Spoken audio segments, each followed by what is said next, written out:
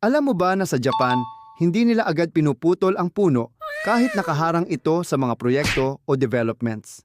Sa halip, ay inililipat pa nila ito gamit ang isang proseso na kilala bilang nemawashi. Pero ano nga ba ang nemawashi? Ang salitang nemawashi ay mula sa Japan. Ang literal na kahulugan nito ay pag-ikot o paghahanda sa mga ugat.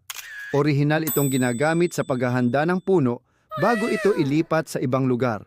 Sa prosesong ito, maingat na inaalagaan at inihahanda muna ang mga ugat upang mas mataas ang posibilidad na mabuhay ang puno pagkatapos ilipat. Dahil dito, sa ilang proyekto sa Japan, may mga punong inililipat imbes na agad putulin, lalo na kung may historical, environmental o community value ito. Sa Japan, malaki ang pagpapahalaga ng marami sa kalikasan at urban planning. Para sa kanila, ang isang matandang puno ay hindi lang simpleng halaman. Bahagi rin ito ng kasaysayan, komunidad at kapaligiran.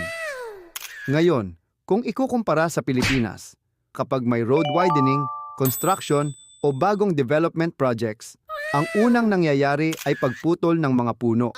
Dahil dito, madalas magkaroon ng usapan tungkol sa balanse sa pagitan ng development at pangangalaga sa kalikasan.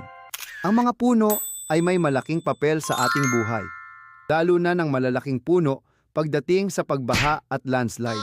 Kaya ang isang matandang puno ay hindi lamang bahagi ng tanawin.